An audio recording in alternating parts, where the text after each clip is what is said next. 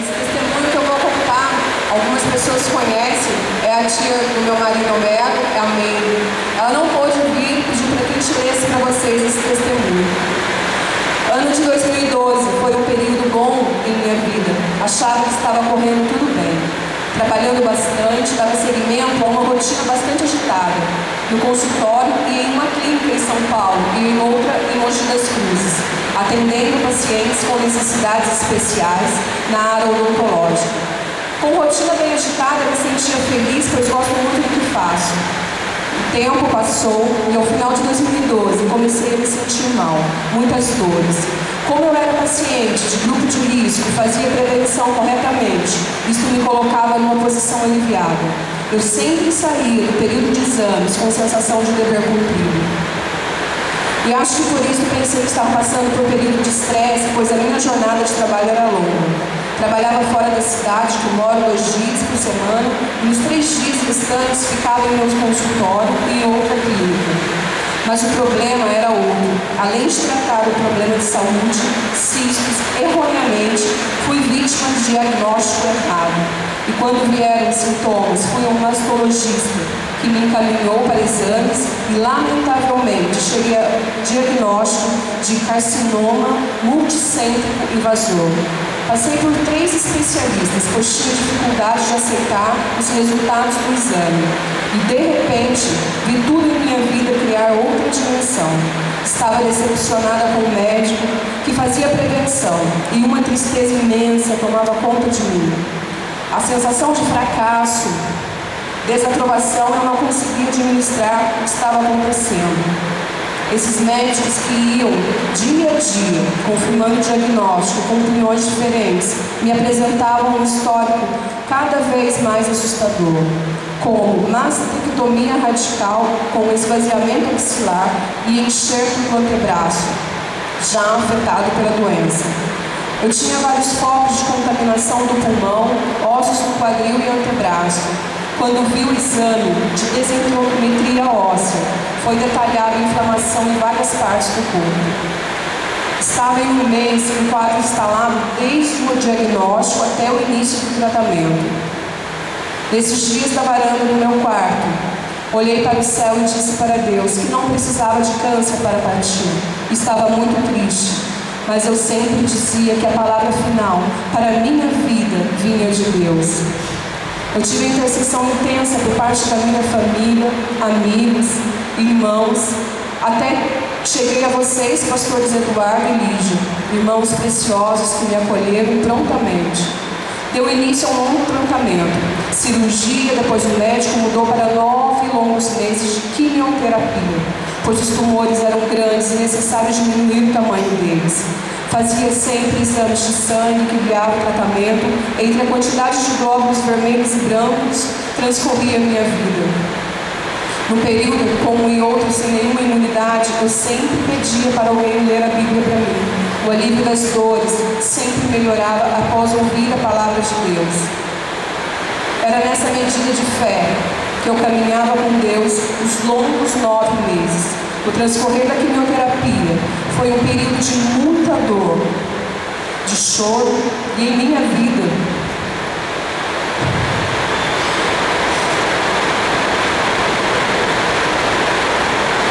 mudava rapidamente.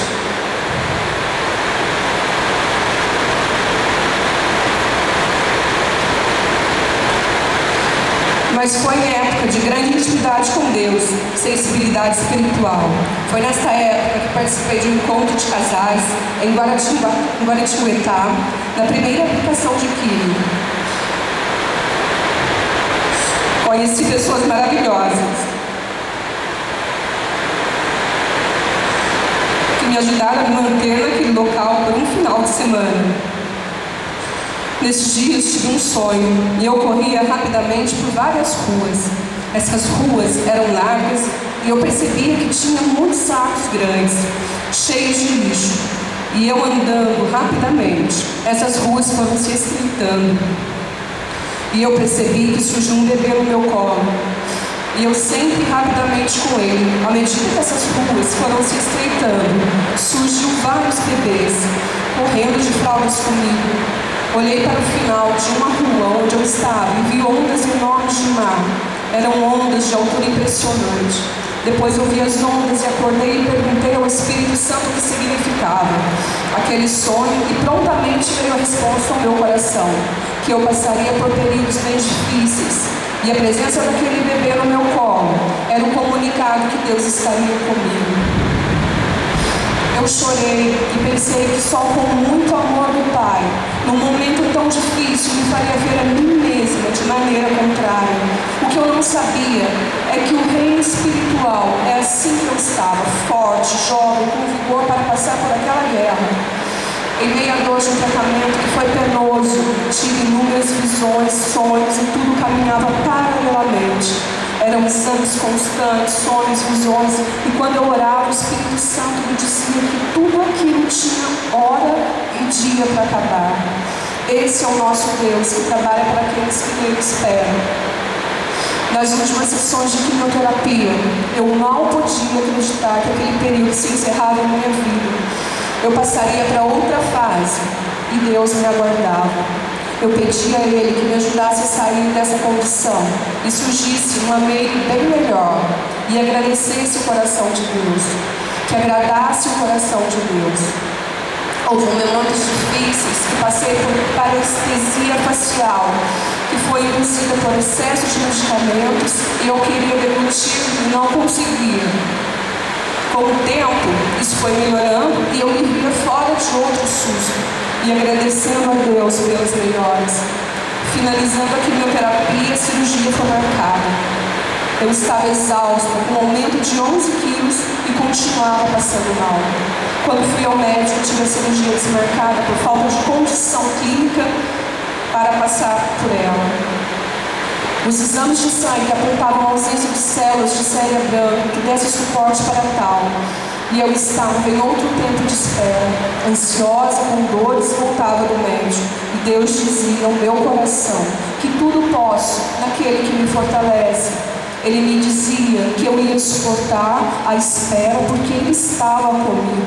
E eu chorava muito. Durante essas esperas, eu continuava caminhando velozmente no reino do Espírito, com visões abertas, sonhos, e notava que isso mexia muito com minha volta.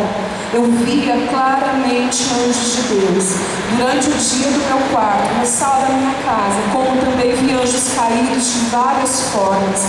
Lado a lado com a dor, o sofrimento, o choro, as experiências vividas foram muito longas, que só eu e Deus sabemos. Chegou o dia da cirurgia, mais uma vez tão esperado. Entrei no centro cirúrgico. O meu médico disse: a partir deste momento, não são as minhas mãos que vão te tocar, mas o Espírito Santo que fará. Anestesia geral. Quando eu voltei, o médico dizia que aquela cirurgia foi tudo bem. E o que ele mencionou do antebraço, o enxerto, não foi necessário. Era retirada da mama, esvaziamento das axilas apenas. E eu fiquei feliz por isso. A recuperação foi tranquila e eu estava super cansada, mas aliviada. Fiquei com dor extrema por um mês e sentia que aos poucos a minha vida voltava ao normal. Descansei alguns dias, dei início a outra fase do tratamento. Quando estou no término da rádio, achei outro problema na outra mama. Voltei do meu médico, que ao examinar viu que era necessário ir para a biópsia, pois era um nódulo sólido. Fiz a biópsia e como o nódulo tinha 2,5 centímetros, meu médico disse que vamos, independente da procedência, eu entraria em cirurgia novamente. Eu intensifiquei as orações, passei a fazer visitas às outras pessoas que conheci e tinham o mesmo problema, orava junto, tempo excelente na presença de Deus. Após alguns dias, resolvi fazer uma viagem com meu marido para descansar e na volta marcaria a cirurgia. Quando voltei, fui concluir exames pré-operatórios.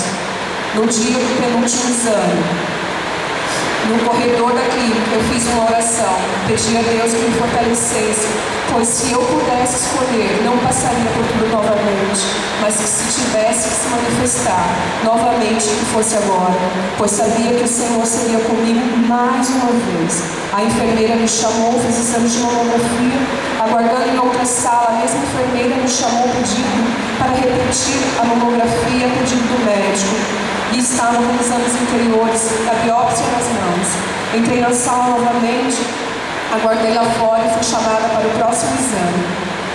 O próprio médico realizou o meu exame. Na sequência me examinou e com exames de lado, biópsia, interpretava o ultrassom de outro lado com o rosto bem impressionado e me disse: Meire, que bom que depois da tempestade vem a bonança. Percebi que ele me olhou com tanta bondade. Naquele momento, eu senti a presença de Deus através dele. Ele olhava para a biópsia e olhava para o ultrassom com o ar meio perdido. Aí ele me disse: me coloco à disposição para quaisquer esclarecimentos, tanto para o seu oncologista quanto para o cirurgião, pois te afirmo que não encontrei nada em sua mama. Marque consulta com eles e leve meu laudo. Eu não sabia o que dizer para ele naquele momento. Olhei para ele e disse: Deus é muito bom. Saí da clínica sem administrar o que estava sentindo. Parece que eu estava flutuando. Senti que Deus me libertava definitivamente daquela doença. A vontade era de chorar, mas de alegria. Queria achar o celular para falar com meu marido, para dar as boas novas, mas não consegui falar. Todo o espaço em mim estava ocupado por Deus, com uma sensação que nunca tive. Eu sabia que era uma libertação definitiva. E hoje sinto que tudo em mim tem um efeito de agradecimento constante. Quero agradecer todos os dias da minha vida a esse Deus que me ama profundamente, dizer que valeu a pena, que verdadeiramente Ele pagou o preço na cruz do Calvário, e Ele é o maior interessado em curar as nossas enfermidades, quer física ou espiritual. Quero agradecer a essa igreja que eu amo, aos pastores Eduardo e Lígia, que me receberam tão prontamente no encontro de casais, momento de grande fragilidade. Agradeço aos cuidados, as orações do meu sobrinho Homelinho, que com um gesto de extrema grandeza, afirmaram estar comigo naquele período. Raspou a cabeça, oramos juntos, esteve presente ativamente este ano comigo. Agradeço aos meus irmãos Néia, eu amo você. Agradeço a você, Roseli, a Tânia, Fátima, Luana, a Cláudia, o Pedro, José Luiz e todos os irmãos que oraram por mim, que me relembraram o quanto a igreja do Senhor Jesus Cristo é muito mais e muito maior do que imaginamos. Deus abençoe e eu amo a todos vocês.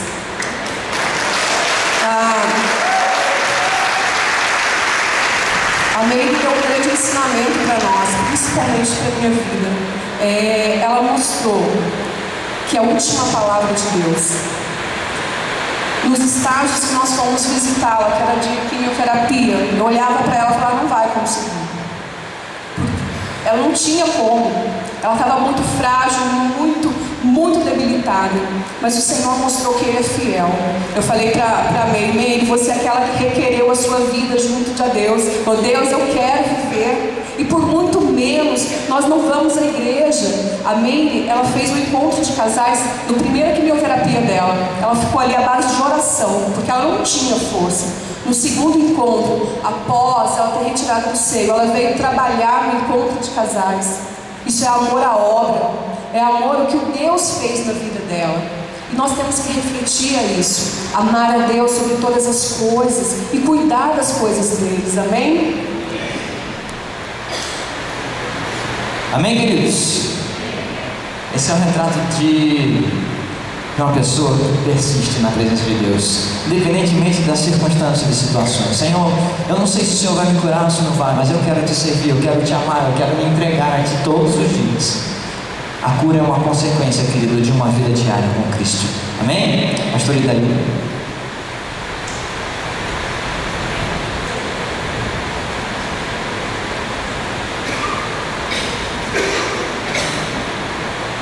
Amém, glória a Deus, né? Que alegria, né? Só o Senhor mesmo. Nós, quando recebemos esse e-mail, quem aqui conhece a Meire? Bastante gente, né? Queridos, ela é a prova viva de que Deus é um Deus de milagres. Esse é o Deus que nós servimos. Eu sei que a chuva atrapalhou um pouco, mas deu para nós entendermos o que Deus tem feito nessa família e nessa vida. E nós louvamos ao Senhor, né? Por isso, agradecemos a Ele. Vamos fechar nossos olhos, nós vamos estar orando mais uma vez, pedindo ao Senhor que nessa noite Ele venha continuar falando nos nossos corações, amém? Senhor, nós estamos mais uma vez na Tua presença, Pai, para Te adorar, Senhor, para agradecer o Teu nome, Jesus. Te agradecemos, Senhor, pelo milagre, ó Deus, que a Meire tem vivido, a sua família tem vivido, Pai, e que verdadeiramente, Senhor, o Teu nome, Senhor, o Teu nome seja exaltado acima de todas as coisas, Pai, em nome de Jesus. Queridos, queria convidá-los a abrir a palavra do Senhor no livro de Marcos, capítulo 3 de Marcos, do versículo 7 ao versículo 10. Marcos 3, de 7 a 10. Diz assim a palavra do Senhor: E retirou-se Jesus com os seus discípulos para o mar, e seguia uma grande multidão da Galiléia e da Judéia, e de Jerusalém, e de Idumeia, e da além do Jordão, e de perto de Tiro, e de Sidom, uma grande multidão que, ouvindo com grandes coisas fazia, vinha ter com ele. E ele disse aos seus discípulos que ele estivesse sempre pronto com um barquinho junto dele, por causa da multidão, para que não o comprimisse, porque tinha curado a muitos de tal maneira que todos quanto tinham algum mal se arrojavam sobre ele para lhe tocar. Queridos, essa noite a palavra que o Senhor me deu e eu queria compartilhar com a igreja. Eu queria falar de 5 categorias de pessoas que ficam próximas a Jesus. 5 categorias que sempre estão próximas a Jesus. Interessante que a gente leu aqui, né, uma dada situação de Jesus quando ele estava aqui na terra, que ele estava em um lugar, e onde Jesus estava, se nós lemos Mateus, Marcos, Lucas, João, a gente vai ver que aonde Jesus ia aquele povo atrás, porque Jesus era a estrela da época. Jesus trazia muita novidade, Jesus curava, as pessoas falavam muito sobre Jesus, e as pessoas iam até ele. E aonde Jesus estava? Por aqueles que o amavam, por aqueles que o odiavam. Fato é que ele estava o tempo todo rodeado por uma multidão, com diversos interesses. E a gente vê que ainda hoje, né, não é diferente. Nós vivemos numa época em que muitas pessoas, elas se declaram parte do corpo de Cristo, seguidores de Jesus, pessoas que são simpatizantes. E aonde Jesus está, certo que as pessoas vão. Hoje muito mais do que alguns anos atrás. Eu me lembro que quando eu era criança, tinha uns 6 anos, meus pais aceitaram Jesus. Eu ia para a escola, né? E a novidade é que eu agora era crente, né? Eu queria contar para todo mundo. Então, eu cheguei na escola e falava, estudava lá no Américo Alves e Aparecida, sou crente agora. Olha, crente, porque eram poucas pessoas que se declaravam cristãs, não era comum isso. As pessoas olhavam meio que se fosse um ETzinho. Nossa, ela é diferente. Hoje não. Hoje a gente fala assim, eu sou evangélico. Nossa, legal, eu gosto, tudo eu também gosto. Sou simpatizante. Grandes eventos, grandes shows. Quando que há 20, 30 anos atrás você ia ver louvor na Globo, no SBT, domingo à tarde, você ia assistir um pouco de louvor no Raul Gil? Não existia. Então, hoje nós vivemos uma época em que muitas pessoas, muito mais até do que nos tempos passados, estão próximas a Jesus, estão querendo estar onde Jesus está, estão se declarando seguidores de Jesus. E eu estava lendo essa passagem e algumas outras que eu vou compartilhar nesta noite, e a palavra que o Senhor me deu foi 5 categorias de pessoas que ficam próximas a Jesus. Primeira categoria que eu vejo aqui nessa passagem é a categoria dos espectadores, as pessoas que querem ver o que acontece. Aqui, como Jesus era a estrela da época, ele era um comentário, muitas pessoas, elas iam até onde Jesus estava para ver se era verdade que cego enxergava, para ver se era verdade que curava mesmo, para ver se era verdade que as palavras dele comoviam as pessoas. Então muitas pessoas no meio daquela multidão estavam ali somente para ver o que acontecia. E se nós pararmos para pensar, não é diferente nos nossos dias. Ainda hoje, queridos, muitas pessoas, elas estão frequentando as igrejas, estão frequentando eventos gospel, shows, porque elas querem ver o que acontece ali. Elas querem ver se é verdade que o louvor é bom, elas querem ver se é verdade que acontece milagre, se é verdade que na igreja o povo ama, quer ver o que acontece. E a gente tem visto hoje um grande número de espectadores, se aproximando de Jesus, se aproximando da igreja, ainda que só para ver. Interessante, né? O carinho, o amor de Jesus para com os espectadores, porque muitas pessoas iam ali só para ver, iam ali só para assistir, né? Como se estivessem indo num show, mas elas eram curadas, porque nós vemos aqui que elas iam doentes e embora curadas, elas iam endemoniadas e embora libertas. Então o milagre alcançava os espectadores, mas eles continuavam sendo espectadores. Interessante que os espectadores, eles até iam embora depois com o milagre, mas eles iam embora sem Jesus, que é a parte mais importante, não é verdade? Então nós, como igreja do Senhor, precisamos estar muito atentas, para que nós não venhamos seguir ao Senhor, ou não venhamos frequentar uma igreja apenas como espectador. Existe muito mais. O Senhor quer muito mais de nós. Então essa categoria de pessoas a gente conseguia visualizar na época que Jesus andou aqui, e ainda hoje a gente consegue visualizar pessoas que querem ver, que querem saber, às vezes até curiosa, né? Vou lá, né? Para ver como que é, eles ficam lá dentro, a música é boa. Que nós não sejamos espectadores do milagre, que nós não sejamos espectadores do culto, que nós não sejamos espectadores da pregação. Vamos ver se a palavra é boa. Não, o Senhor quer muito mais. Então essa é a primeira categoria de pessoa. A segunda categoria de pessoas que eu quero falar, lá no livro de Lucas 17, se você puder abrir a sua Bíblia, Lucas 17, do versículo 12 até o versículo 15. Lucas 17, de 12 a 15, diz assim: entrando numa certa aldeia, saíram-lhe ao encontro 10 homens leprosos, aos quais pararam de longe e levantaram a voz, dizendo: Jesus, mestre, tem misericórdia de nós. E ele, vendo-os, disse-lhe: ide mostrai ao sacerdote. E aconteceu que, indo eles, ficaram limpos, e um deles voltou, e vendo que ele estava são, glorificou a Deus em voz alta. Então, queridos, a segunda categoria de pessoas que se aproximam de Jesus são as pessoas oportunistas, interesseiras. Ah, meu Deus, existe. Esses 10 leprosos eram 10 homens. Eles viram Jesus e eles gritaram. Eles viram de longe: oh, Jesus, por favor, Jesus, volte o seu olhar para nós. Olha, nós estamos leprosos.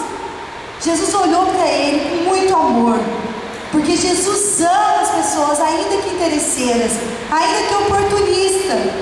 E Jesus olhou aqueles homens com interesse de quê? De ter Jesus? Não, eles queriam estar livres da lepra. Por isso que eu digo interesseiras, porque eles tinham interesse na bênção. E Jesus olhou para aqueles homens e falou: olha, vai lá e mostra para o sacerdote. E aqui nós vemos que aqueles homens, eles ficaram curados. Eles também se foram. Só um deles, que vendo que estava livre, voltou e glorificou e agarrou Jesus e não largou mais. Queridos, ainda hoje nós vemos muitas pessoas se aproximando de Jesus porque possuem o interesse de uma bênção, possuem interesse em um milagre. Quantas vezes nós, e nisso eu me incluo, nos dobramos o nosso joelho por interesse, porque precisamos de um socorro? Quantas vezes nós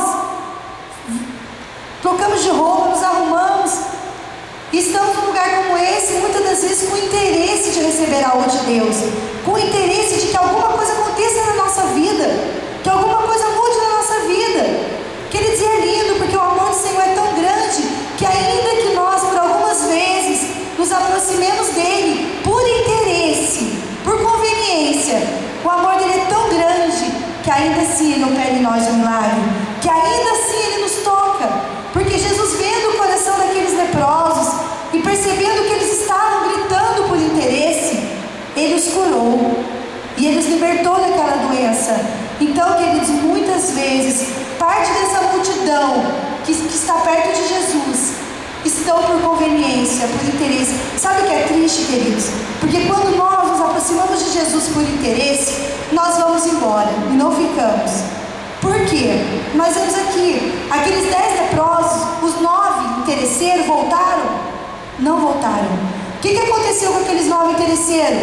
Eles receberam a cura e eles tinham atingido seu objetivo, que era ser curado. Eles se foram, não queriam mais Jesus, porque já eram homens livres. Afinal, agora sem lepra, poderiam voltar ao convívio da sociedade. Agora sem lepra, se eram solteiros, poderiam se casar. Afinal, estavam bonitos, pele limpinha. Queridos, quando nós nos aproximamos de Jesus por interesse, nós corremos o risco de receber a bênção, de receber o milagre e perder o mais importante, que é Jesus, que é a salvação. Porque se a pessoa se aproxima de Jesus porque ela quer realizar algo, a hora que ela recebe, ela não fica mais. Eu vou buscar Deus, eu vou orar porque eu estou com uma crise financeira, Deus vai me ajudar, e Deus salva da crise financeira. Agora eu tenho dinheiro para viajar, agora eu tenho minha empresa, são muitos empregados, meus negócios. A pessoa se vai. Mas e se Deus não fizer o milagre? Vai do mesmo jeito embora. Eu vi, olhei, busquei, fiz campanha, não aconteceu nada. Eu vou ficar na igreja? Eu vou continuar buscando? Então, queridos, quando nós vamos até o Senhor por conveniência ou oportunismo, de uma forma ou de outra a gente acaba deixando Ele. Porque se a gente recebeu o milagre, vai porque recebeu. Se não receber, vai embora porque está bravo. Porque Jesus não fez, deveria fazer. Uma vez, há uns anos atrás, eu ouvi uma pessoa que me falou algo que mexeu muito comigo. Essa pessoa, ela aceitou Jesus e começou a frequentar a igreja.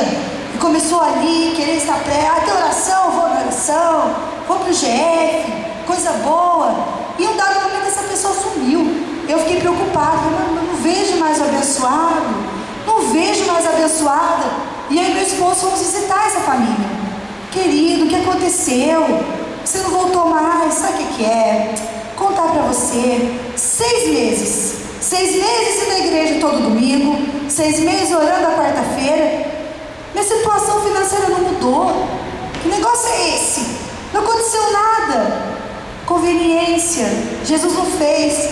Ou porque não queria fazer, não era o projeto dele, ou porque não era o tempo dele. Mas a pessoa se foi, não quis mais. Então nós temos que estar muito atentos. O que tem nos levado a estar próximo do Senhor?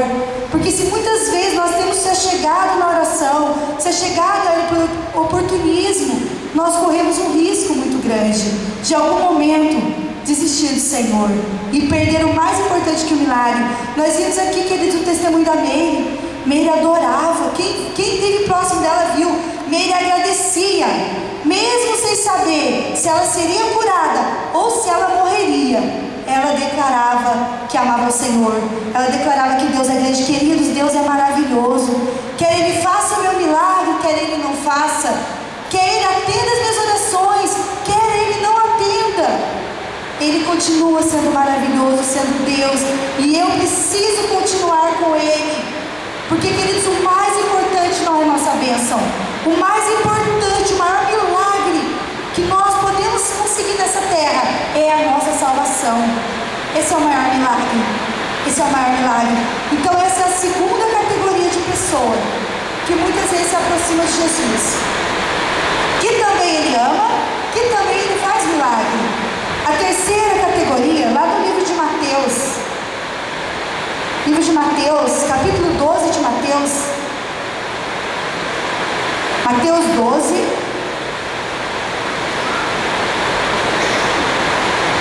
versículo 10 em diante. Mateus 12, 10 em diante, diz assim, e estava ali um homem que tinha uma das mãos mirrada, e eles, para acusarem Jesus, o interrogaram dizendo, é lícito curar nos sábados? E Jesus disse, qual dentre vós que tendo uma ovelha, e no sábado essa ovelha cair numa cova, não vai salvá-la? Pois quanto vale um homem? Muito mais que uma ovelha. Por consequência, lícito é fazer o bem nos sábados. Então disse aquele homem, estende as tuas mãos, e ele foi curado. E os fariseus, tendo saído, formaram um conselho para o matarem. Então, queridos, a terceira categoria de pessoas que se aproximam de Jesus, essa categoria, quando eu estava meditando sobre essa palavra, eu fiquei preocupada, porque essa categoria eu achei uma categoria muito perigosa.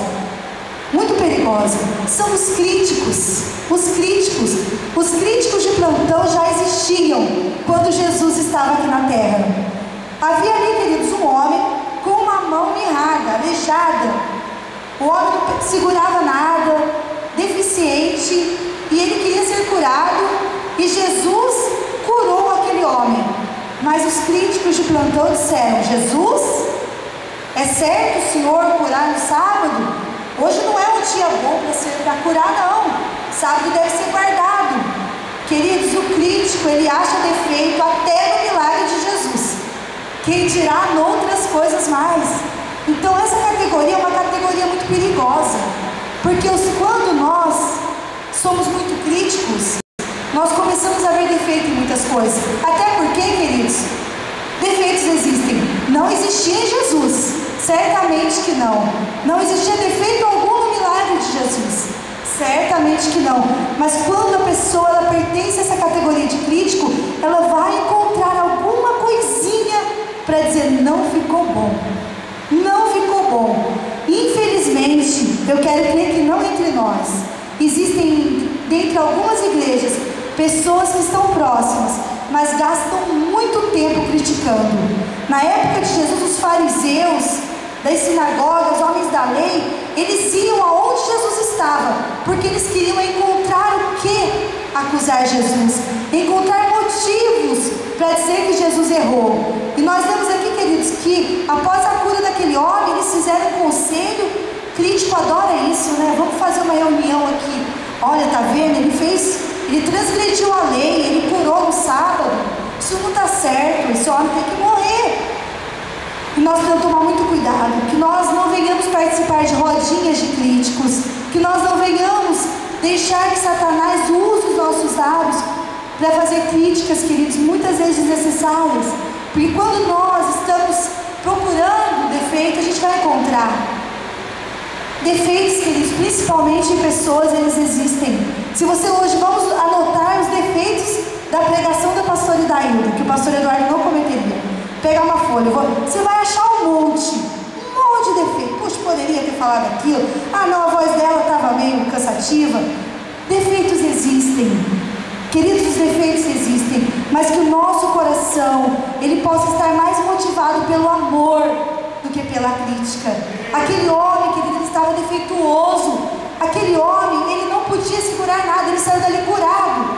Mas a crítica do coração daqueles fariseus estava tão forte na vida deles, que eles nem perceberam o milagre, que eles nem se importaram com o milagre, porque eles queriam criticar.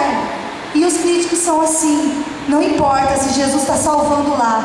Tem alguma coisa que eu não gosto naquela igreja. Não importa se aquela irmã ora e Jesus cura. Eu não gosto do jeito que ela dá a paz do Senhor. É estranho.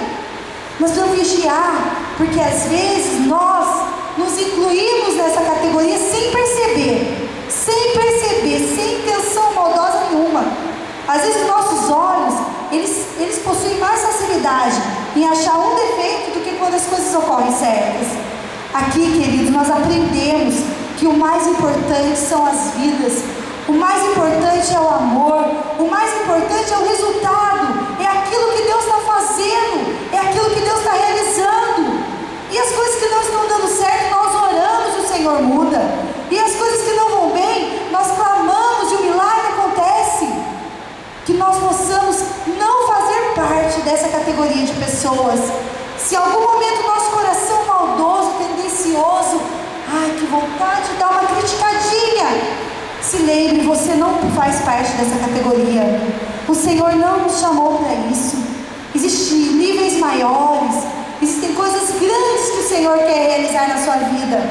Então, se você é jovem e falou: puxa, que o líder falhou, que vontade de juntar todos os jovens para nós conversarmos sobre o grande erro do líder. Ame o seu líder, ajuda o líder, cola nele, seja bênção para ele, deixa Deus te usar para ser suporte. Se você tem estado no grupo familiar e de repente você, puxa, eu vi um defeito ali no anfitrião, no líder do grupo, não vou mais. Não, querido, nós não fazemos parte dessa categoria. Olha o que Deus tem feito, olha os milagres do Senhor, olha as coisas grandes que Ele tem realizado na nossa vida, na vida das pessoas que estão dos nossos lados, que estão do nosso lado. Nós não fazemos parte dessa categoria de pessoas. Que nós não venhamos ser espectadores apenas, que nós não venhamos ser oportunistas, mas que nós não venhamos ser críticos. Sabe o que eu fiquei preocupada? que os espectadores, eles recebiam milagre. Não recebia? Multidão chegava só para ver e era curado. Os oportunistas, interesseiros, também recebiam, mas eu não vi milagre de crítico. Querido, você vê na Bíblia, fariseu recebendo milagre, você me dá um toque porque passou despercebido. Querido, ser crítico é tão grave, porque quando nós murmuramos, nós não recebemos o milagre. Quando nós criticamos, nós perdemos a bênção de Deus. Por isso que Satanás nos tenta criticar, nos tenta falar, porque ele quer que nós perdamos o nosso milagre, que a nossa boca ela possa se abrir para abençoar, que a nossa boca, nossos lábios possam se abrir para clamar, para que nós possamos receber a nossa bênção, mas que a crítica destrutiva e maldosa não venha fazer parte da nossa vida. Então essa é a terceira categoria. Quarta categoria de pessoas que eu vejo no meio da multidão que está próxima a Jesus. Já foi assim quando ele andou pela terra e ainda continua sendo assim. Quarta categoria é a categoria dos seguidores de Jesus. Essa categoria é boa. Essa categoria é boa. Nós podemos incluir aqui os 12 discípulos que decidiram seguir a Jesus, que largaram suas vidas seculares, seus afazeres, que pararam, encostaram um pouquinho a rede. Eu quero seguir a Jesus. Essa categoria é boa. Foram 12, depois foram 70, e esses seguidores saíram, pregaram, e hoje nós estamos aqui. E hoje as igrejas da nossa cidade estão lotadas. E hoje a nossa nação possui milhares de igrejas abertas, cheias de seguidores, porque o Evangelho do Senhor tem se espalhado na terra. Essa categoria de seguidora é uma categoria boa. Ela é uma categoria boa. E nós sabemos, queridos, que grande parte dessa multidão, ela está decidida a servir Jesus. Ela vê Jesus, ela entende o Evangelho, ela compreende, levanta a mão, né, no apelo. Eu aceito Jesus, muda de vida, deixa o pecado, começa a viver em santidade, começa agora a ter postura íntegra, começa a ter interesse pela Bíblia, faz um discipulado. Eu quero seguir a Jesus. O seguidor, ele passa a mensagem para o outro, ele prega, ele começa a pregar no trabalho, ele começa a pregar na faculdade, e facilmente quando nós olhamos para um homem e uma mulher, nós conseguimos definir, olha, ali vai, seguidor do mestre, eu me identifiquei. Já não aconteceu isso com você? Você na fila do banco, não contou nada para ninguém, quietinho, bonitinho, alguém te cutuca, você é crente? Você é evangélico? Antigamente era crente, agora é evangélico. Você é evangélico? Ah, eu sou, nossa, eu vi, eu tenho alguma coisa. Seguidor é assim, né? Por onde você passa, você é notado, você é percebido. Então é muito bom seguir ao Senhor, é maravilhoso. Mas queridos, seguir ao Senhor é bom, é maravilhoso, nós seguimos, nós o amamos. Mas eu me preocupo com uma situação, quanto ao servir, quanto ao se decidir por. Seguir alguém, queridos, é uma situação transitória. Eu posso seguir hoje e não seguir mais. Muitas pessoas já seguiram a Jesus, mas em um dado momento da sua vida, talvez porque ficaram iludidas pelo mundo, talvez porque foram vencidas pelo pecado, talvez porque ficaram críticas demais e aí não quiseram continuar e pararam de seguir. Seguir é assim. Nós estamos agora numa época política, na época das eleições. Existem pessoas que, partido A, nossa, o partido A é maravilhoso, votem no partido A, posta no Face, partido A, eu sou o partido A, estou seguindo o candidato A. Aí acontece um debate maravilhoso. A pessoa olha, partido B, muda tudo, apaga tudo o Face, põe partido B. Seguir é uma situação transitória. E às vezes o homem é assim, ele vai, segue, não segue mais, ele é da direita, de repente ele é da esquerda. É uma situação muito complicada. O ser humano é muito instável, né? Nós seres humanos somos assim. E não tem uma época melhor para a gente ver isso que é política. Quanta gente mudando de lado, cada debate está de um lado, porque A foi melhor, não B foi melhor. Então, queridos, nós sabemos que seguir ao Senhor é maravilhoso, é muito bom. Mas ainda assim, algumas pessoas que já seguiram o Senhor, o abandonaram, deixaram e se foram, e hoje não estão entre nós. Então eu queria dizer que essa é a quarta categoria, são os seguidores. Mas eu queria falar de uma última categoria. Essa categoria, queridos, é a que todos nós nos incluíssemos nessa última categoria. Quando eu li a palavra do Senhor, meu coração ardeu de desejo de fazer parte dessa categoria. Eu falei, Senhor, eu quero fazer parte dessa quinta categoria. E hoje, queridos, nessa noite, eu queria convidá-los a fazer parte dessa quinta categoria. É a categoria de amigos íntimos. Oh, categoria maravilhosa! Oh, coisa boa! Eu queria convidá-los a abrir a sua Bíblia no livro de Mateus. No livro de Mateus, capítulo 14, do versículo 25 ao 31. Conta uma história.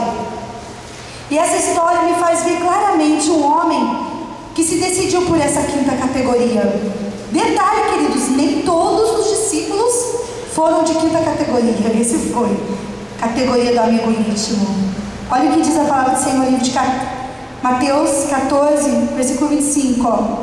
Mas, à quarta vigília da noite, Jesus se dirigiu para eles, caminhando por cima do mar. E os discípulos, vendo-o caminhar sobre o mar, assustaram-se, dizendo, é um fantasma, e gritaram com medo. Jesus, porém, lhe falou logo, dizendo, tende bom ânimo, sou eu, não temais. Respondeu-lhe Pedro e disse, Senhor, és tu? Manda-me ter contigo por cima das águas. E Jesus disse, vem, Pedro. E Pedro desceu do barco e andou sobre as águas para ter com Jesus. Queridos, quando eu olho para a vida de Pedro, eu vejo Pedro, amigo íntimo de Jesus. Mas depois Pedro negou, mas depois também Pedro afundou, mas Pedro era nervosinho, mas Pedro era amigo íntimo. Era amigo íntimo. Isso prova, queridos, que se Pedro era amigo íntimo, ainda tem jeito da gente se tornar amigo íntimo. Ainda dá. Talvez você vai, pastora, eu sou seguidor, mas eu acho que para ser amigo íntimo para mim não dá mais. Já pisei muito na bola, já falhei demais, já errei, você não sabe de onde eu venho para você falar que eu posso ser amigo íntimo. Mas hoje Deus te diz, você pode ser um amigo íntimo de Jesus. E mais ainda, hoje o Senhor nos convida para ser amigo íntimo dele, se ainda nós não somos. Sabe por que, queridos, que eu acho e eu entendo e compreendo que Pedro era um amigo íntimo? Porque naquele barco estava cheio de seguidor. Todo mundo amava o mestre, eram os discípulos, todo mundo andava com ele, comia com ele, cria nele, vivia em santidade. Aí viram andando sobre as águas. Oh, é um fantasma. Não reconheceram. Aí Jesus falou, não é um fantasma, sou eu. Todo mundo ficou quieto. Então tá bom, Jesus, que maravilha, certo? Os discípulos pensaram, eu sou privilegiado, porque eu estou vendo Jesus andar sobre as águas. Um monte de gente do outro lado não está vendo, eu estou vendo, sou seguidor, estou vendo Jesus andar sobre as águas. Mas Pedro foi ousado. Pedro não se conformou apenas em ver Jesus andar sobre as águas. Pedro falou, Jesus, se é o Senhor, me manda, dá uma ordem que eu desça e vou até aí. Tem que ter muita coragem. Queridos, para ser amigo íntimo de Jesus, precisa ter muita coragem. Muita coragem mesmo. Primeiro porque estava de noite. Segundo porque o mar estava agitado. Terceiro porque tinha acabado de levar um susto. A gente quando leva um susto feio fica um tempão assustado. Mas Pedro falou, Jesus, eu quero. Pedro queria mais do que ver o milagre. Pedro queria mais do que ver o prodígio. Pedro queria fazer parte do milagre. Pedro queria sentir o que é pisar na água. Pedro queria um nível maior. E Pedro teve coragem, queridos. Ainda com toda a história de Pedro, Pedro era apaixonado por Jesus. Pedro era ousado, era corajoso. E nós vemos aqui que Jesus falou, vem Pedro. Ele nem esperou Jesus falar, vem Pedro, eu estou aqui, não fica com medo não, olha, você caiu de seguro, vem Pedro, não é meia hora depois, Pedro, olha Senhor, acho que eu vou, hein? Não é isso que diz a história, não é isso que diz a Bíblia, a Bíblia diz que Jesus falou, Pedro vem, Pedro nem esperou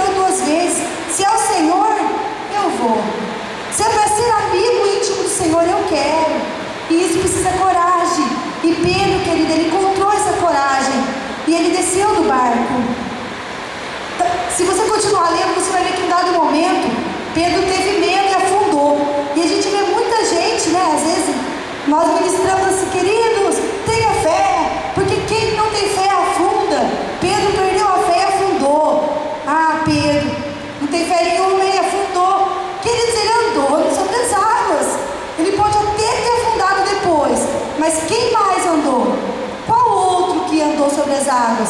E hoje, quando eu estava meditando sobre isso, eu até estava compartilhando com o Paulo, e ele me disse uma coisa que eu achei muito interessante.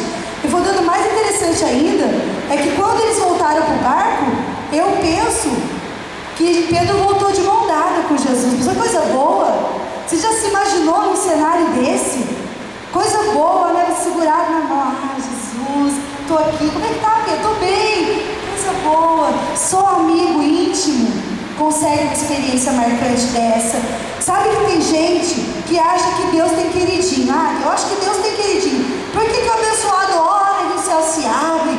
Por que ele põe a mão e Deus cura na hora? Querido, é amigo íntimo. Se eu quero, eu posso me tornar um. Se você sempre achou lindo isso, é a sua oportunidade. Fala, Jesus, eu quero mais. Eu quero não somente ver milagre. Eu não quero somente assistir. Eu não quero somente seguir. Eu não quero somente, eu quero ser parte desse milagre. Eu quero ser instrumento desse milagre. Amigo íntimo, querido, ele não só vê milagre, ele se torna parte do milagre. Tanto que hoje nós estamos aqui falando de quem? Pedro. A gente nem sabe o nome dos outros que estavam no barco, mas a gente sabe que Pedro estava lá, porque os amigos íntimos, eles marcam a história. E hoje o Senhor nos chama, não para nós sermos mais um no meio da multidão. Ah, mas eu sou evangélica, ai, glória a Deus, é lindo. Mas multidão já tem bastante gente para ser. Muito mais, queridos, mais do que espectadores, muito além de estar por conveniência. Hoje o Senhor nos chama para sermos amigos íntimos dEle. Eu não sei como você tem vivido, mas hoje esse é um alerta de Deus para todos nós, e nisso eu me incluo. O Senhor nos chama para a intimidade. Existe mais o Senhor para a sua vida, existe mais o Senhor para a sua família. Outro, queridos, que é amigo íntimo, eu não vou ler, mas se você quiser anotar, no livro de João 13, 25, fala de João. João, e muitas vezes na palavra você ouve falar de João, o discípulo amado. Tinha alguma coisa em João que ele era amigo íntimo. João era tão apaixonado por Jesus, que lá no livro de João, se você ler na sua casa, conta que Jesus estava ali falando, olha, um de vocês vai me trair. Todo mundo ficou olhando sério, eu imagino, né? E um de vocês vai me trair, e eu vou morrer.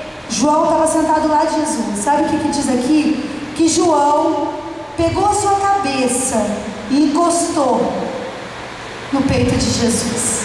Tem que ter muita intimidade para fazer isso. Você já encostou a sua cabeça no peito de Jesus? Coisa gostosa é ter uma intimidade tão grande de falar, Jesus, seu peito, preciso fazer igual João, preciso encostar. E ainda tem crente que reclama de solidão, ainda tem crente que reclama que está sozinho, que passa a luta e ninguém vê. Queridos, seja amigo íntimo de Jesus. Seja amigo íntimo, encoste a sua cabeça em Jesus. Deita no colo dele. Deixa ele te segurar, porque a intimidade, ela nos leva a isso. E se hoje, imagina hoje, se você entra no ambiente, você pega dois homens, velhos, barbados, e um com a cabecinha no peito do outro. Sociedade maldosa, numa época que a gente está vivendo. Jesus! Pederasta, na época, né? Pederastia, pederasta, coisa feia. Não é isso? Se você entra no ambiente, tem dois homens, um com a cabecinha no peito do outro, vai dizer que você não vai ficar meio assustado. Eu ia ficar, né, sem graça, sair. Queridos, naquela época, as pessoas eram muito mais críticas, muito mais tradicionalistas. Não era comum isso, um homem deitar o peito no outro, mas João amava tanto.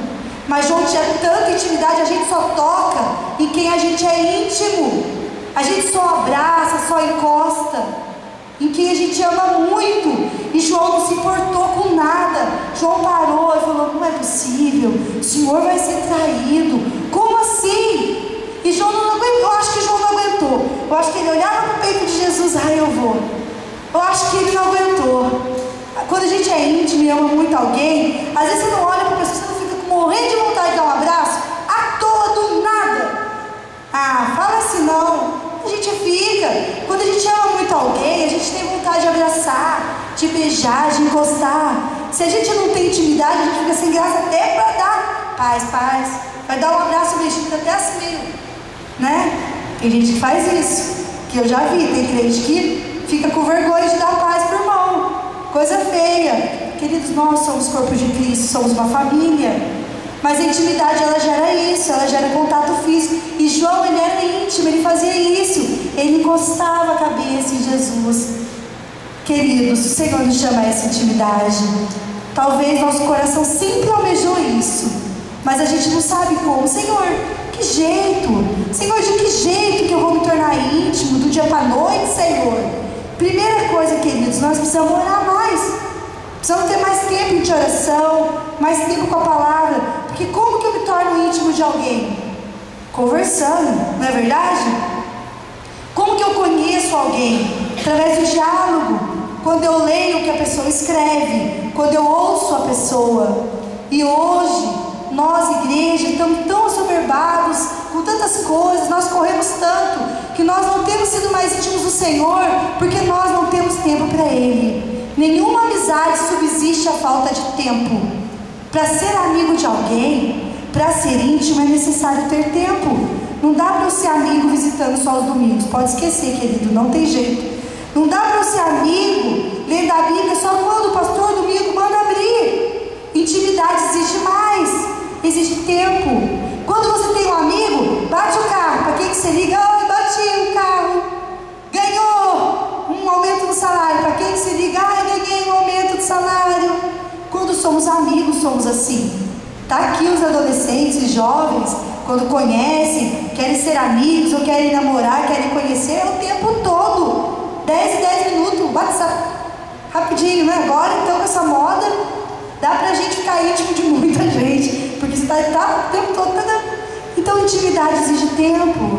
Nós precisamos urgente passar mais tempo com Jesus, mais tempo de oração, mais tempo com a palavra, mais tempo para escutar o Senhor. Ele fala. Se nós não estamos ouvindo, é porque nós não estamos íntimos para reconhecer a sua voz. Quando eu ligo para alguém de quem eu sou íntima, eu falo alô. A pessoa fala: oi, Daí, do que você precisa? Quando eu ligo para alguém de quem eu não sou íntima, alô, quem está falando? Sou eu quem? Nós não reconhecemos as vozes das pessoas das quais nós não somos íntimas dela. Então, querido, se você não tem escutado nada, se parece que Jesus não está falando nada para você, ore mais, leia mais a palavra, fale: Jesus, eu quero ser íntimo, eu quero mais. E de repente você vai começar a escutar: escutei, Ele está falando. O Senhor deseja, se é algo, queridos, de que Deus faz questão, é da amizade do homem. E isso não começou hoje, 2014, não. Quando Deus fez o homem lá no Jardim do Éden, o que ele fazia toda tarde? Diz a Bíblia que era toda tarde. Ele descia, ia passear com Adão, bater papo com Adão no final do dia. Quando Deus criou o homem, Deus já fazia questão de ser amigo do homem. Coisa boa, caminhava do lado de Adão. Como foi seu dia, Adão? Eu imagino. Foi bom, Senhor. Ih, Senhor, nem te conto. Hoje eu vi uma história assim, eu vi um elefante, eu vi uma... E ali, Adão, Deus, tinham tempo juntos. Deus vinha e caminhava com Adão no jardim. Queridos, até que o homem pecou e se escondeu. E depois que o homem pecou, Deus veio para passear com Adão. Sabe o que é mais lindo? Que quando Adão pecou, Deus poderia não vir. Não vou passear com Adão. Adão acabou de fazer, eu mandei ele não comer. Adão comeu, eu não vou passear com ele. Nós vamos dizer: isso mesmo, Deus, vai passear com Adão? Não. Adão pecou. Nós somos assim, né? As pessoas nos ofendem? Não não vou atender o telefone, não vou mais fazer nada com essa pessoa, não vou mais caminhar com ela, me ofendeu. Mas Deus, o que Deus fez? Deus vinha toda tarde passear com Adão, até que Adão pecou. E aí Deus não veio? Não, Deus veio, só que não achou Adão. Quantas vezes Deus vem e não nos acha? Quantas vezes Deus vem e não nos encontra? E chama, e Daílda, João, Maria, nada. Quando nós pecamos, não é Deus que rompe a amizade, somos nós que nos escondemos de Deus, de vergonha do nosso pecado. O mesmo Satanás que nos estimula a pecar, que nos dá um empurrãozinho, ele nos acusa depois e diz: não vai passear com Deus, você pecou, esconde, não vai na igreja, não atende a ligação dos irmãos, não vai mais para o GF, você pecou. E às vezes a gente faz igual Adão, não dá mais para passear com Deus. Queridos, Adão falou: Senhor, vozinha fraquinha, né? Senhor, pequei, tive medo, me escondi. E Deus chamou: Adão, sai daí, Adão, sai daí, vem aqui, Adão. Como Deus, queridos, ainda nós tão imperfeitos, ainda nós tão pecadores, como Deus faz questão dessa amizade. Ele nos chama, mesmo quando nós estamos escondidos, Ele vai e chama pelo nome, diz: vem aqui, eu dou um jeito para o seu pecado. Foi isso que Deus fez. Adão falou: Deus, estou nu, que vergonha. Deus deu jeito para o pecado de Adão, pegou uma folha, ajeitou e pôs uma roupa em Adão. Deus queria restabelecer a amizade com o homem, tanto, queridos, que para restabelecer a amizade conosco, Ele enviou Jesus para morrer por nós. Deus deu um jeito no nosso pecado, e nós não precisamos mais ser escravos do nosso pecado, nós não precisamos mais nos esconder, porque o sangue de Jesus deu jeito no nosso pecado, deu jeito na nossa imundícia. Se Satanás tem falado que você não pode mais ser amigo íntimo do Senhor, ele é um mentiroso. Escuta, quantas vezes o Senhor tem nos chamado e nós estamos escondidos, porque nós achamos que não somos merecedores mais.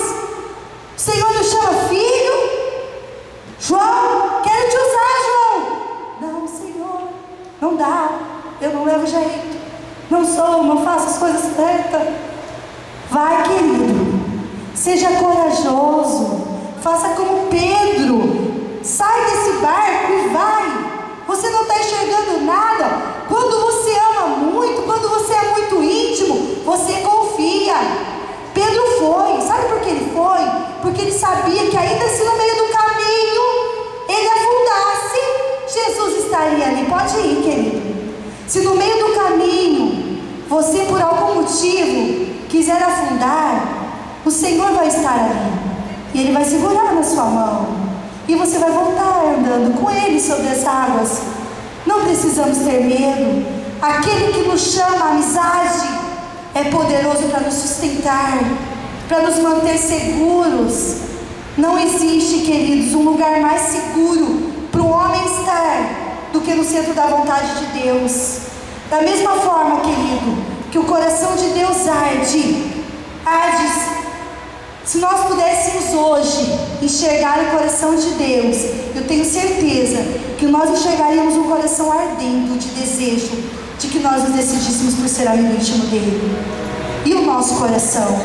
A questão não é se Deus quer, porque Deus quer. Queridos, Deus não tem privilegiado nem tem queridinho. A única diferença: existem os que vão e existem os que não vão. Existem os que querem e existem os que não querem. Existem aqueles que não se conformam apenas em seguir ao Senhor, querem mais. E existem aqueles que falam: Senhor, te seguir já está muito bom. E Jesus, ele respeita, ele fala: então tá bom. Mas ele fica de olho, ele: mas se eu pudesse, seria amigo íntimo dele. Mas ele não pode, sabe por quê? Porque ele nos deu livre-arbítrio, e ele não quebra o princípio que ele mesmo instituiu. Então a decisão é nossa, está na nossa mão. Eu queria te convidar para ficar em pé. Queridos, não dá mais para nós sermos apenas seguidores. Não dá mais para nós sermos seguidores e queremos viver experiências de amigo íntimo. Senhor, eu quero que o Senhor me trate como amigo íntimo. Eu quero andar sobre as águas, eu quero deitar no seu peito. Mas olha, Senhor, só quero ser seguidor. Não dá. Para nós vivermos uma experiência de amigo íntimo, a gente precisa deixar o barco. Está disposto a deixar o barco? Igreja, está disposto a sair do barco hoje? Será que você consegue hoje escutar o Senhor te chamando para uma intimidade maior? Existem águas mais profundas. Não se contente em ser denominado evangélico. Não se contente em frequentar a igreja aos domingos, seja você dessa igreja ou de outra. Não se contente, queridos, em participar de alguns cultos, em dizer que Jesus é bom. Existe uma quinta categoria de amigos íntimos. E eu vou dizer mais: poucos homens se decidem ser amigo íntimo. A multidão tem mais oportunista, tem mais crítico, tem mais seguidor. E o que tem menos? Amigos íntimos. Poucos querem. Sabe por quê? Porque o amigo íntimo, ele se decide e vai. E aconteça o que acontecer, ele não abandona Jesus nunca mais. Sabe como Pedro terminou sua história? Pedro foi crucificado. Pedro teve as falhas dele, mas Pedro morreu por amor a esse Jesus. Sabe o que eu aprendo com a vida de Pedro? Que quando eu me decido ser amigo íntimo de alguém, eu vou com essa pessoa até a última consequência. Que o nosso amor pelo Senhor possa ser tão grande, queridos, que para o resto da nossa vida passem os ventos, temporais e tempestade, nunca mais nós venhamos abrir mão dessa amizade. Vamos até a última consequência, até o último suspiro, que verdadeiramente nós possamos, até o nosso último fôlego de vida sobre essa terra, ser amigo íntimo dele. Porque Jesus, quando ele veio à terra, até o último suspiro foi dado para que hoje essa amizade pudesse ser estabelecida. Nesse momento eu queria te convidar a orar. Coloque a mão no seu coração e comece a orar. Que nós possamos nesse momento, queridos, buscar ao Senhor, verdadeiramente manifestar para Ele o interesse de ser amigo íntimo dele. Talvez se você há algum tempo tenha ouvido a sua voz, uma voz do Senhor te chamando: olha, João, vem Maria, vem Paula. E você está, não sei se eu vou, não sei se sai do esconderijo, não sei se desce do barco. Que hoje você possa se decidir e dizer: Jesus, eu estou aqui. Jesus, eu estou descendo do barco, Senhor. Olha, Senhor, meu pezinho já está na água. Eu estou indo. Que nós possamos verdadeiramente nos tornar amigo íntimo do Senhor. E eu vou dizer uma coisa sem medo de errar. Se você ainda não experimentou o que é ser amigo íntimo dele, prepare o seu coração, porque é muita emoção. Prepare o seu coração, porque você vai se surpreender. Essa amizade é tão maravilhosa, é tão grandiosa, que tudo que você sonhou experimentar e não sabia de que jeito, você vai experimentar. É muito mais. A Bíblia diz que aquilo que que o olho não viu, aquilo que o ouvido não escutou, aquilo que nem chegou ainda ao nosso coração, é o que o Senhor tem preparado para nós. Só os amigos íntimos do Senhor conseguem entender o sobrenatural dele. Só os amigos íntimos não apenas veem milagre, não apenas recebem milagre. Amigo íntimo é parte do milagre. O Senhor quer nos levar a essa intimidade, igreja do Senhor. Que nós possamos responder para o Senhor: sim, Senhor. Faça como Pedro, fala: sim, Senhor, com todas as minhas imperfeições. Sim, Senhor, com todo o meu desajeito. Já estou indo, já estou descendo do meu barco. Eu não sei como que vai ser, porque eu nunca fiz isso antes. Pedro não tinha experiência em andar sobre as águas. Talvez você fale: sim, eu não sei como que vai ser, eu nunca fui amigo íntimo antes de Jesus. É maravilhoso. Desça do barco, experimente, porque é maravilhoso.